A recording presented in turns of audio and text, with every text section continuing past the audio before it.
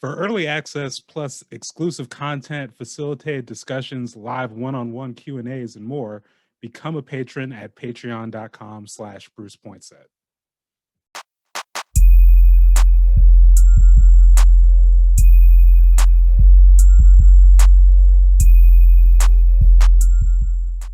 Welcome back to the Church of Can't Stop Won't Stop. I'm your host, Bruce Pointset, and this is the show where we take Can't Stop Won't Stop, A History of the Hip Hop Generation by Jeff Chang, and we relate it back to the Portland and Oregon hip hop story.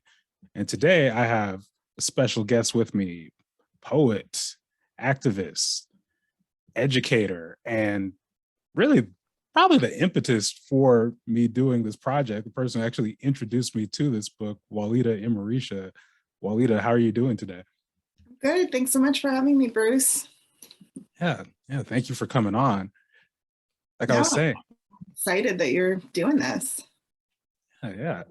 Like I was saying, I went to a presentation of yours. God, what was it? 7, 8, 9 years ago, something like that, where you were talking about not just Can't Stop, Won't Stop, and not just like history of hip hop, but you really like opened up my mind talking about just, making that connection to sort of the economic factors at the time that really, were part of an impetus for that hip hop generation in the South Bronx, and making that connection between what was happening there and what was happening in Portland, specifically around infrastructure projects and the politics of displacement, abandonment, benign neglect. We're going to get into that a little bit more, but I was curious, like when did you first read Can't Stop, Won't Stop, and what effect did it have on you? Yeah, time is a weird thing these days, so I don't know. It's been a long time, well over a decade ago. And I think it had a really profound impact on me. I think it was, I'd been involved in hip hop. I had studied hip hop. I had, spoken word poet in that kind of scene and genre. But I think the framing around the politics of it, the deep rooting of hip hop in a socio-political economic landscape, really deeply connecting it, not just sort of generally with what was happening to Black folks, but very specifically talking about, here is these laws that were passed, here's the impact, here is this, immense building project, here is the impact. And, I was so excited to encounter it, and definitely began singing its praises, and so feel like this is the culmination to be on the Church of Can't Stop Won't Stop podcast now. Yeah, that's, I love to hear it. I would say there's a passage in the first chapter, Necropolis, called Bad Numbers, where I remember you specifically citing this during that presentation. I'll just read that first paragraph now, where Jeff Chang writes, "Here is the new math. The South Bronx had lost 600,000 manufacturing jobs. 40% of the sector disappeared. By the mid-70s, average per capita income dropped to $2,430, just half of the New York City average and 40% of the nationwide average. The official youth unemployment rate hit 60%. Youth advocates said that in some neighborhoods, the true number was closer to 80%.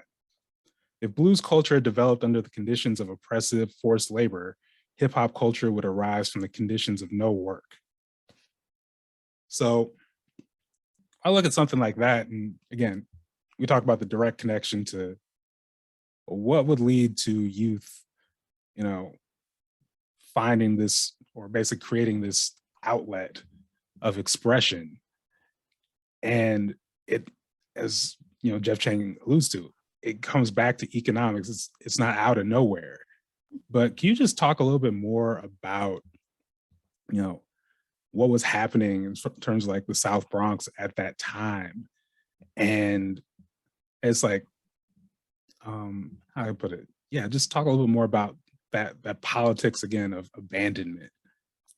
Yeah, I mean, I think that that passage is so powerful, and I think that connection to blues as another, incredibly important form of Black cultural expression, really again arising out of these socioeconomic political conditions that Black folks were experiencing is so important. And I think it's really important to frame the birth of hip hop, in the context really on the war on Black liberation, right? Because we're seeing in the 60s and 70s, and Jeff Chang talks about this, the dreams of Black liberation, the dreams of Black revolution, the earlier dreams of sort of the civil rights movement, all of these factors coming together, especially in the 60s, resulting in a reality where everyone thought a revolution was inevitable, right? The folks organizing for the revolution thought that,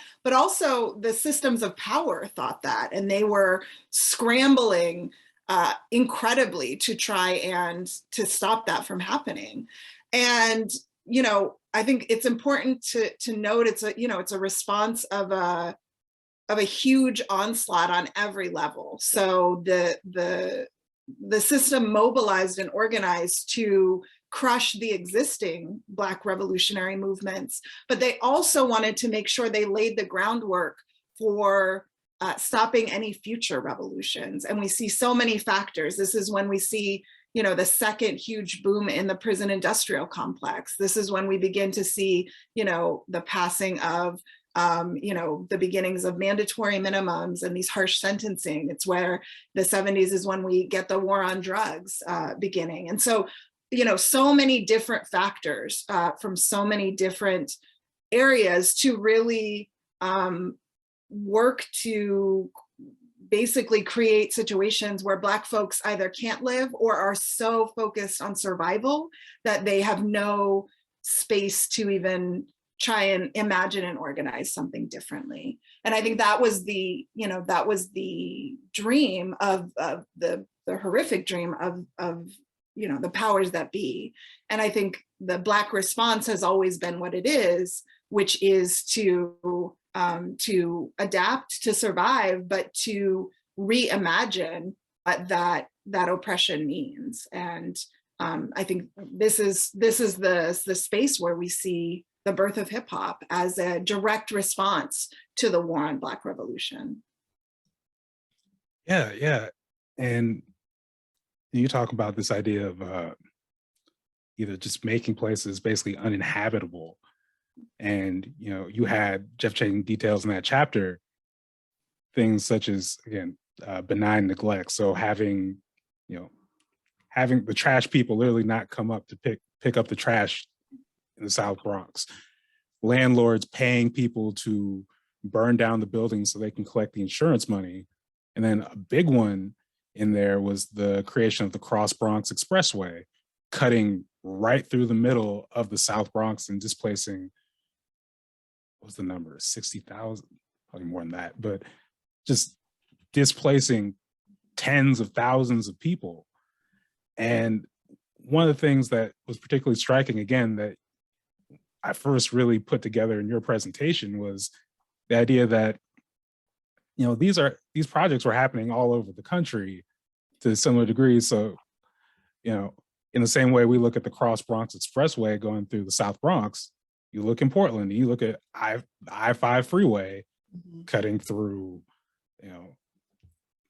the Black neighborhood or the Black area at the time, then Memorial Coliseum, Legacy Emanuel, and it goes on, it goes on and on. But can you just, for those who don't know, can you just talk about a little bit about the effect of like the I-5 freeway and how that kind of, where the Black community was and what that did? Yeah, I mean, I think all those forces are so important, and that framing of benign neglect as a policy is a national one, and Jeff Chang talks about that in the book, that Patrick Moynihan, who was a senator, who actually put out the Moynihan report, which was supposed to respond to why so many uprisings were happening in the Black community, so-called riots in the 60s, right? And his report came out and it said that the reason Black folks were uprising was not, injustice or, economic inequality or police brutality. Moynihan's report said that the reason Black communities were so unstable was because Black families did not follow a heteropatriarchal norm. And so Black women were too powerful, were too strong. They had emasculated Black men, and Black men had left, and therefore the Black family was broken. And that is why the Black community is, economically, politically, socially disadvantaged. That if our families looked more like this, white heteronormative ideal, then the Black community would be healthy and sustainable. So really, offloading hundreds of years of continued brutalization and systemic oppression directly onto the backs of Black women and blaming us for breaking the Black family. And so this is the person who came up with the policy benign neglect. I think it's just important to recognize, because given that report, there's nothing benign about the neglect, right? So Moynihan sent a report to Richard Nixon, the president at the time, that proposed a policy of benign neglect, not only in the South Bronx, but across the country, basically to say, as you said, we should cut off all infrastructure to these communities and, let them see what it's like to not have any support. So, no trash pickup, no public transportation, hospitals closing, schools closing, every basically responsibility in the social contract between people who live in a place and their government being severed on the part of the government.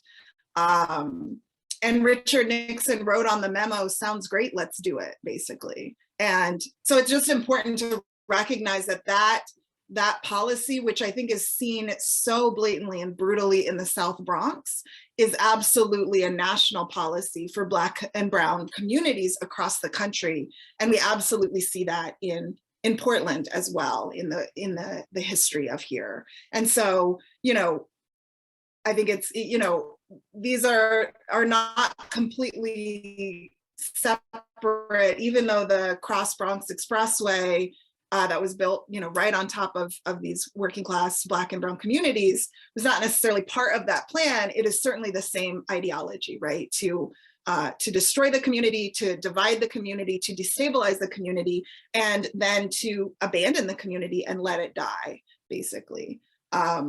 And, so we, as you said, we see the same thing happening in Portland with the Memorial Coliseum, being put in 1956, and that happening right on the heart of the Black community at the time in Lower Albina.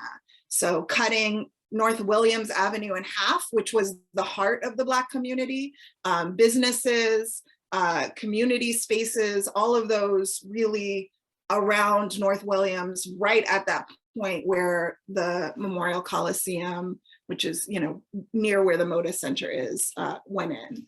And in the same year, the government is giving federal funding across the country for the building of highways and freeways. And so this is, again, across the country, the question becomes, where do we put these highways and freeways in? And again, it's the same answer. We put them on top of, poor Black and Brown communities that don't have the political clout to push back. And that same thing happened in Portland. So again, I-5, 99, 84, where all of those meet, that was, again, the heart of the Black community, and the federal government funded that, right?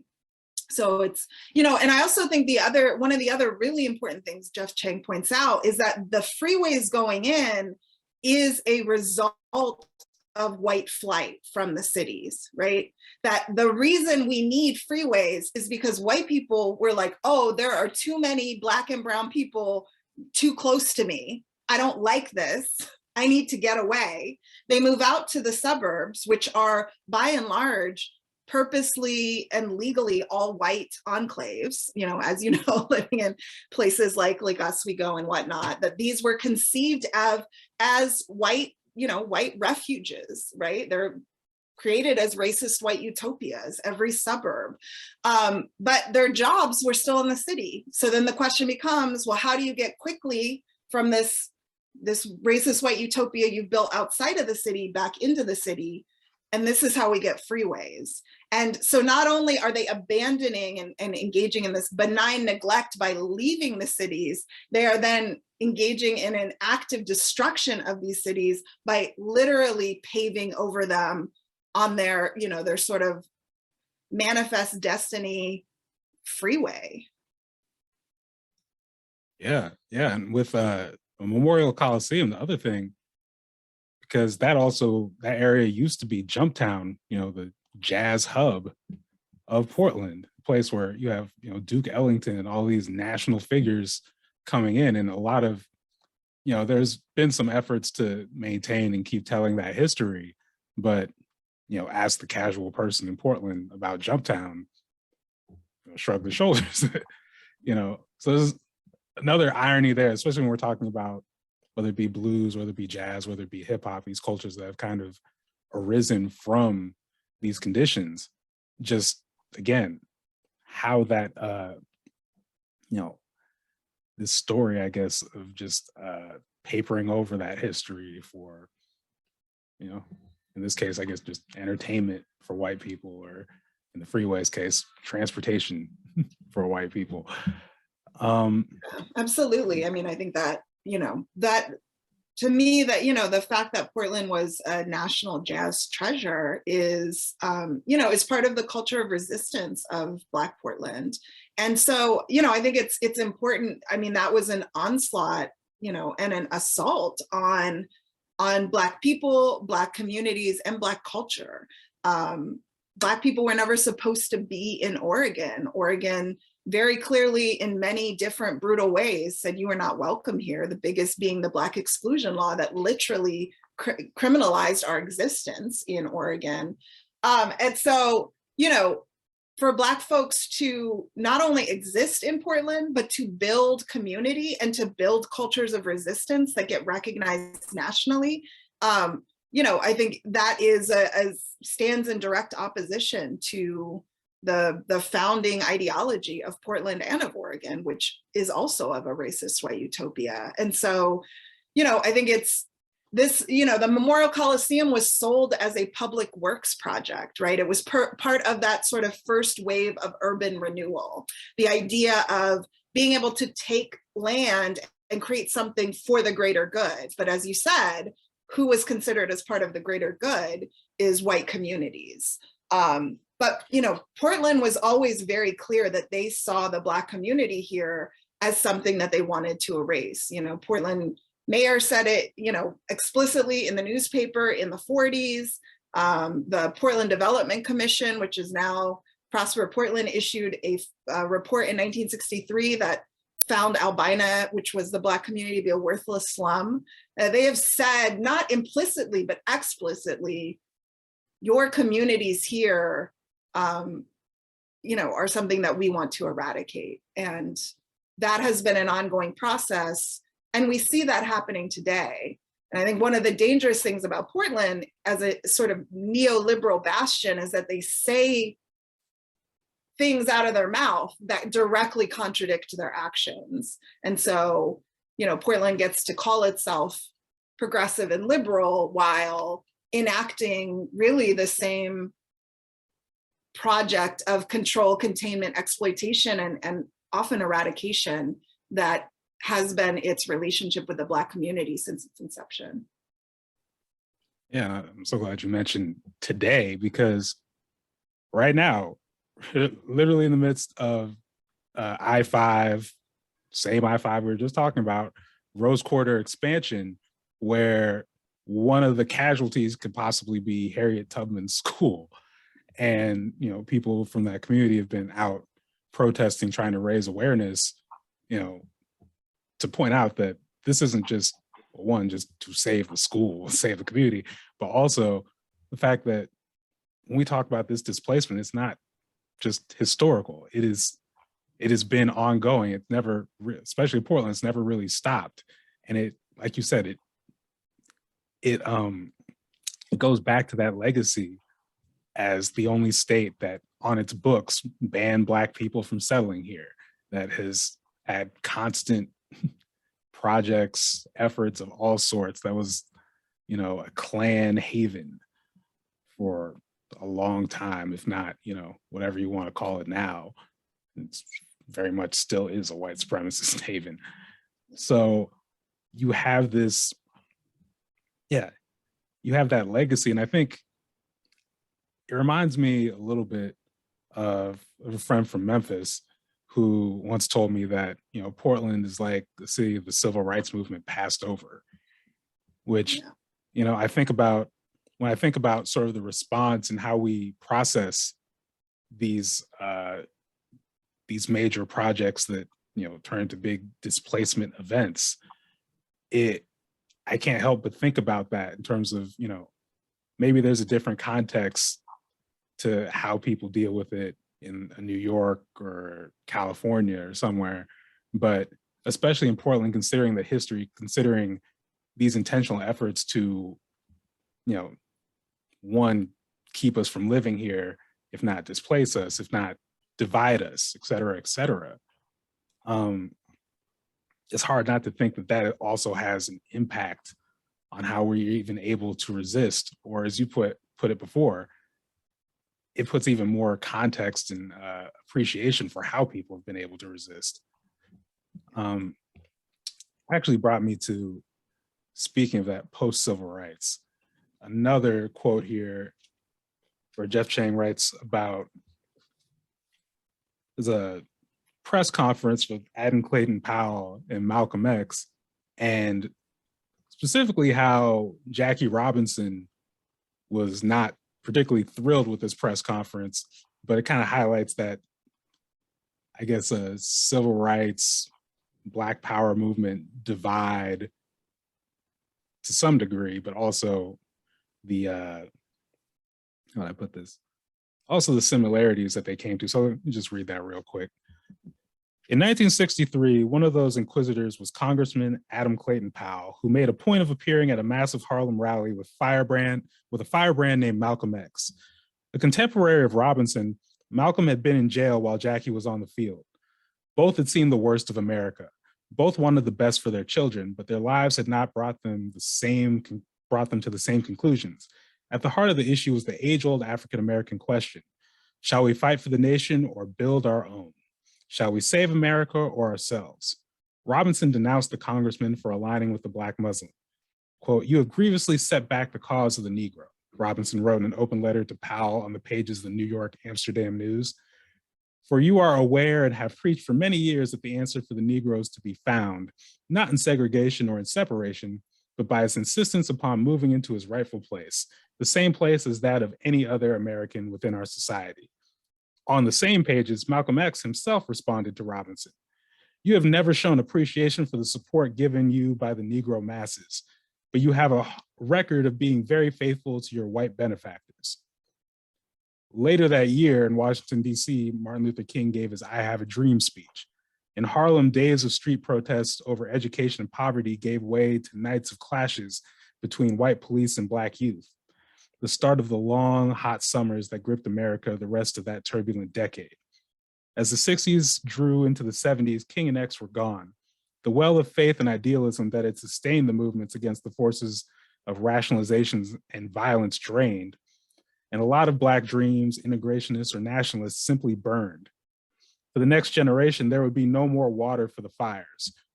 Robinson would approvingly quote his former adversary: "Jackie, in days to come, your son and my son will not be willing to settle for the things we are willing to settle for."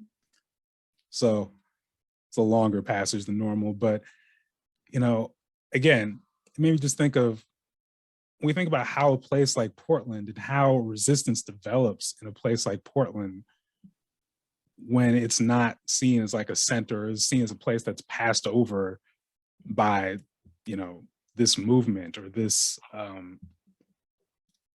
just this aesthetic of the era. I think, again, that just puts the history of resistance into more perspective. But I'm just curious, like, when you hear that kind of, that passage with, the exchange between Jackie Robinson and Malcolm X, and then later on, Jackie basically, saying, hey, our kids are going to be in the same place. What thoughts come to mind for you? Yeah, I mean, I think, I think that it's difficult to kind of pull out conversations like that, right? Because what it does is sort of trap these people in amber when, all of them were growing and changing. So, framing it as sort of ML, I love this book. And I also think, the framing of sort of going from MLK's I Have a Dream in 1963 and then not talking about him till his death is very much the sort of mainstream narrative about MLK, which is a fiction. The reality is, the false dichotomy between folks like Malcolm X or Martin Luther King Jr. Is it's distorted, and it also doesn't examine them as they both sort of became more radicalized and we're focusing on these larger issues of liberation, not only just in the US, but on a global scale, and that their analysis very much, intersected at many, many points to the point when, their main difference was tactics around, self-defense or nonviolence. It wasn't, that was a tactical issue. It wasn't a difference in analysis or, to me, a huge gap. And I think they both really acknowledge that. I think the other framing, I think that is dangerous is the idea that, the movements happened in the 60s and the early 70s or the 50s, civil rights was the 50s, Black liberation or Black power was the 60s. And then by the 70s, there was nothing, which is absolutely factually incorrect. And so, there's never been a moment where Black folks haven't been organizing and resisting in a variety of ways. And that happened as well in the 70s, in the 80s, the 90s, and on. So, I don't think that the dreams died. I think that the dreams certainly suffered from the immense backlash, right? And I think we're often not prepared for that as folks engaged in struggle, that there will be backlash from systems of power because they don't want change. They want to maintain power. And so they are going to respond brutally when that is threatened. And, I think talking about Portland, we're seeing that now, right? After huge movements, led by the vision of Black people and especially Black youth here in Portland around defund the police, abolish the police, a lot of amazing movements forward. There's, immense backlash and a huge push to, increase funding for the police, weaponizing the idea of violence in the Black community against those movements and saying, well, this is your fault. All of that is, is part of the backlash. So, I just think it's important for folks to sort of break that ahistorical myth that, the movement of the 60s were broken and then there was nothing happening in the 70s. There was immense organizing happening in the 70s, and hip hop folks were around that organizing. This wasn't like hip hop was in the South Bronx and nobody went there, right? The Black Panther Party had offices in the Bronx. Like they had multiple offices all over New York. There was immense cross-pollination and support happening amongst that. And I think it's just, it's important to challenge that. Because I think it also leads us in Portland to challenge the notion that, folks didn't resist here. I think, that idea of like the civil rights movement passing Portland by, I think that's true for mainstream white Portland. I don't think they ever had a reckoning, the way that other places have, partially because they, again, are neoliberal. And so we're like, oh, yeah, you're right. And then just kept doing what they were doing. But because they're saying we're right, we're like, things are different here. But I mean, you know, there was an immense civil rights movement here in Portland led by Black folks. There was Black liberation movements here in Portland led by those folks. There's been consistent organizing every decade in the Black community on so many different levels. And I think, you know, I think it's important to acknowledge and honor that, because I think Portland often, you know, is getting compared to places like New York or Philadelphia or Oakland, or these places that have, you know, substantially larger Black communities, and, you know, by people from outside of Portland, and often it's found lacking. And I don't think that that's right, and I don't think that's fair, because, you know, Black communities in Portland and in Oregon have been brutally kept small and continue to this day. You know, we're the whitest major city in America. That is not by happenstance. The only way that happens is by immense ongoing white supremacist violence or the threat of violence. And to not only exist here, but to build community, to resist, to make changes, to make demands that build justice and liberation, not just for your community, but for everyone, under those conditions is incredible. And, you know, the historic Black Portland community needs to be acknowledged for everything that they've held, because it's the only reason transplants like me can exist here. And, you know, that was a lot, but I think it's important to shift some of these narratives.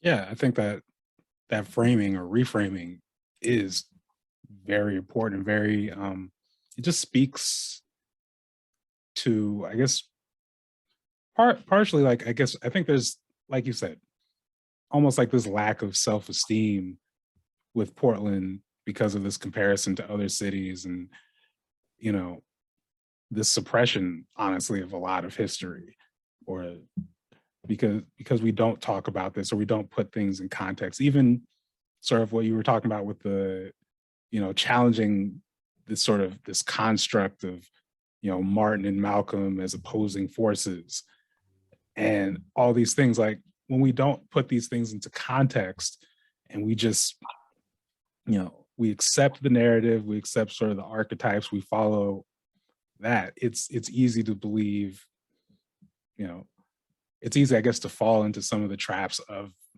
the system, again, that was literally built to displace us here.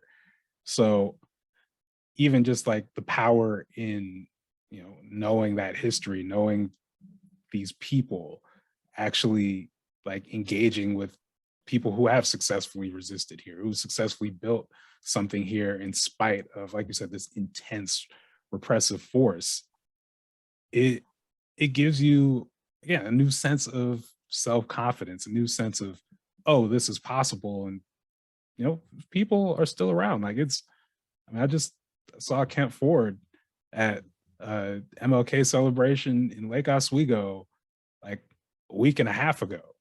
Like, some of these, you know, the people who made this history, the people, like, some of these people are very much still here and still active out here. So yeah, again, I really appreciate that reframing. Kind of getting back to what you were saying also about hip hop being part of, you know, not just like a bystander, not just some, you know, not just an art form or something that was over there, but like a big part of these movements. That was one of the things I thought was really, you know, cool about Portland, as it, you know, really did become a national story in 2020, was just that on so many different levels, you had people from the hip hop community leading so much of these efforts. So yeah, can you just talk a little bit more about, I guess, the one, I think one thing that gets overlooked in Portland is just like, prior to, you know, the national spotlight and everything, I feel like a lot of people from the hip hop community were, for lack of better terms, like raising a lot of the kids out here, whether it be in Portland public schools and so many different, you know, activism, like youth, nonprofit spaces. But yeah, can you just talk about, I guess, the importance, but also just yeah, what it means that the hip hop community is so entrenched in this resistance movement out here.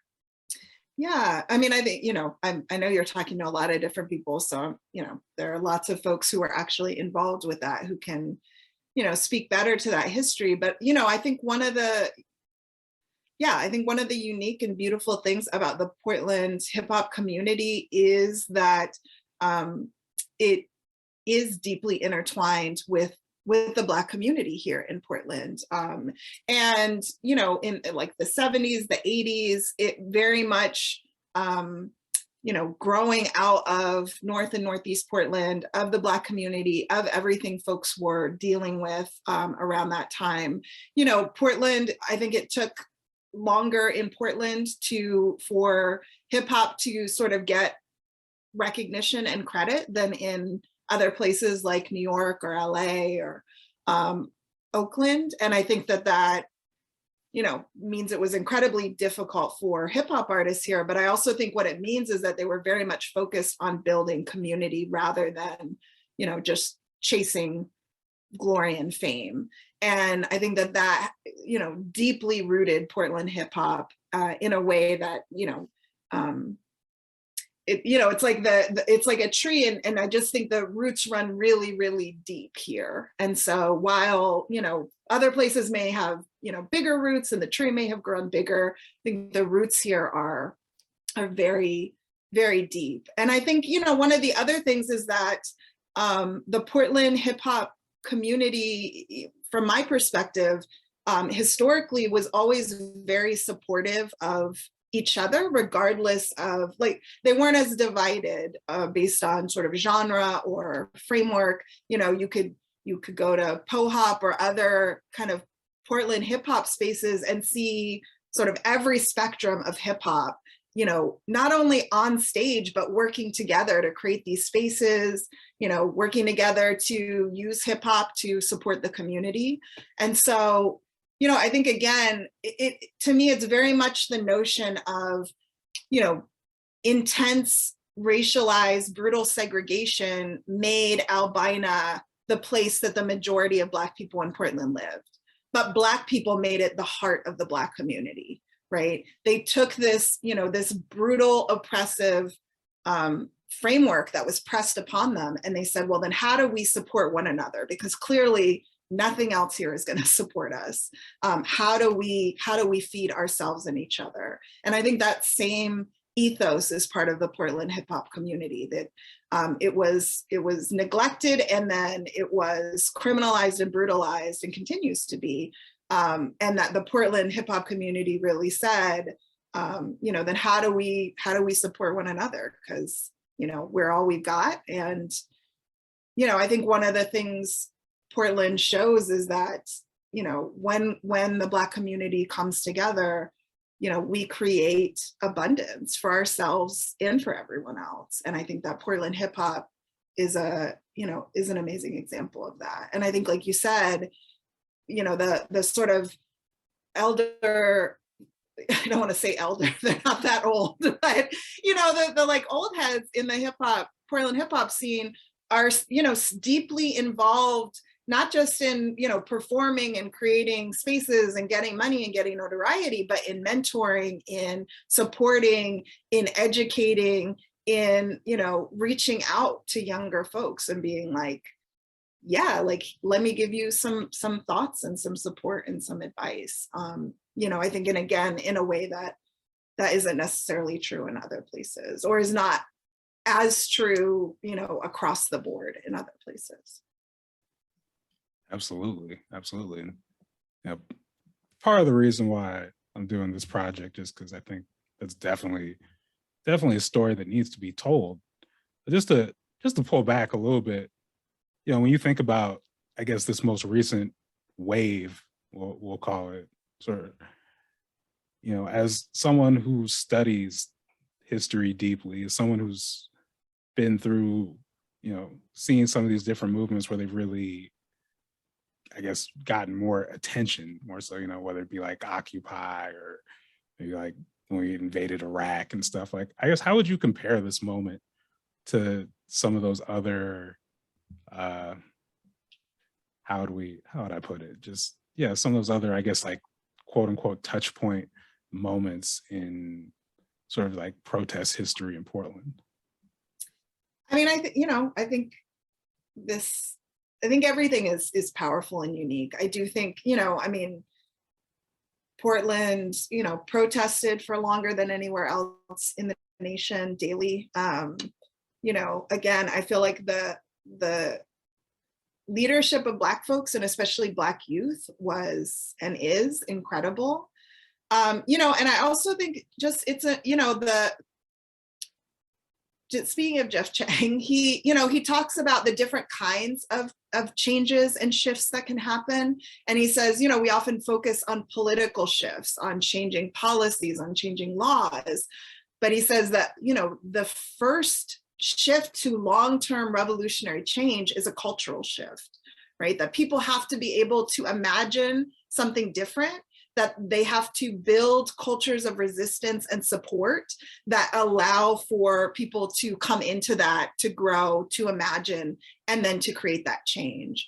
And so I think it's really important to make sure when we're talking about wins, that we are talking about the cultural shifts. And I feel like the last, this, current embodiment of BLM, has shifted the conversation around abolition nationally and internationally, right? Whether or not, and of course the attempts to vilify abolition, the attempts to say, as we're in the backlash now, see what happens when you defund the police, even though nowhere actually defunded the police,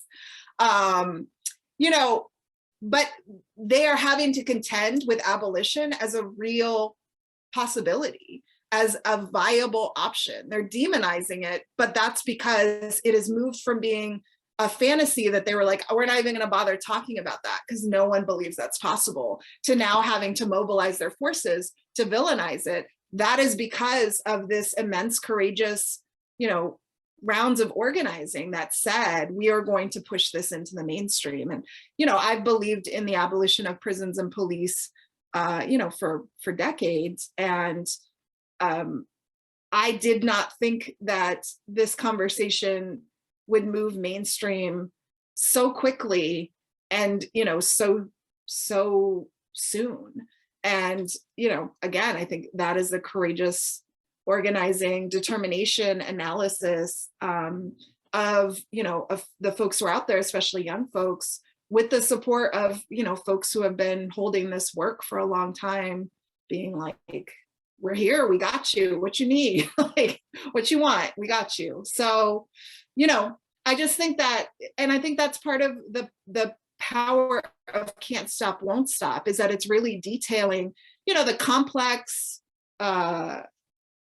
sometimes convoluted and contradictory impact of the cultural shift of hip hop. And I think that's vitally important for us to see that, because as Jeff Chang said, those cultural shifts are the ones that allow every other shift to not only happen, but to become a permanent part of our society. Yeah, you talk about being just a proponent of abolition for decades. And I remember I interviewed you for a group you're part of, Decolonize PDX, and we've talked about this on camera before. And like when you were talking about prison abolition, then even I was like, that was new to me. I was in a different place. But like if you had just posited what's going to happen first, where we're going to be in this space where we are as far as like the national discussion around abolition, or I don't know, the Blazers winning a championship, I would have thrown all the money on the Blazers championship. So it really does say something, again, just like where the conversation has gone just in this last decade, in these last few years, especially. I mean, I do think, hip hop is, it's part of that shift. And I think it's complex in the ways that, what justice looks like are very, range in sort of hip hop culture and hip hop music. But I do think, hip hop inherently engages in a rejection of mainstream morality, right? In this idea of that, these white supremacist systems tell us this is a crime. Hip hop has always rejected that because Black people have always had to reject that because our very existence is a crime, like here in Oregon. Historically, the acts that we do to survive under oppressive white supremacist systems are considered crimes, but the systems themselves that are murdering countless people every second are not considered crimes. That's just good business. That's just the way things are. And so I think that questioning, abolition to me starts with questioning. It starts with questioning everything we've been told is true. It starts with questioning what is the importance of the police, right? What is the role of the police? And white society by and large says the role of the police is to keep us safe. Hip hop has never said that because hip hop was born out of one of the most criminalized generations in the history of this nation, probably since slavery for Black people, that, was very much about, again, our survival through this practice of benign neglect where we were supposed to die. The fact that we survived in itself is seen as a crime in this society. And so, I think that hip hop helps to open up that space. I don't think hip hop, I'm not saying it's abolitionist at all by any means, but I think that it opens up that space to question and to critique and to give voice to the realities that Black folks inherently know, that can lead to other questionings. Well, if the role of police is not to keep us safe, as we've heard from everyone from NWA to KRS-One, then what is the role of the police, right? And what do we do to keep each other safe if the police are not here to do that? And I don't know that hip hop as a whole does not give a unified code of revolutionary abolitionist framing, but creating that space for that question, I think, is, to me, one of the first steps culturally towards abolition. And a funny irony of this moment is that with the momentum abolitionist thought and specifically defunding the police has gained, one of the threats you see from police unions is, while they don't say it in these words, it basically is benign neglect of saying, well, we're not going to be here. Like you were saying before, this claim that's not really true, that look what's happening. Look at this uptick in violence now that you've defunded the police, even though, for the record, Portland police just increased their budget. So again, that defunding never actually happened. But again, it's this threat of, oh, well, you're going to criticize us? Well, then I guess we just won't do our job. And the fact that, one, that's seen as like a legitimate response is wild, just of any public servant. But it is, again, just like an interesting irony in this moment that when this clearly corrupt system is threatened, it will shamelessly use that. So, yeah.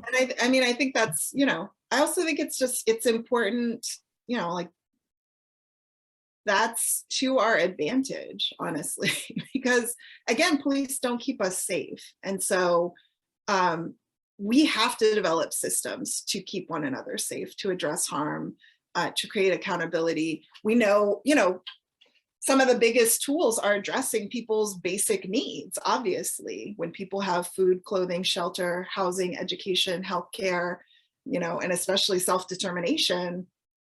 Those are the biggest abolitionist steps.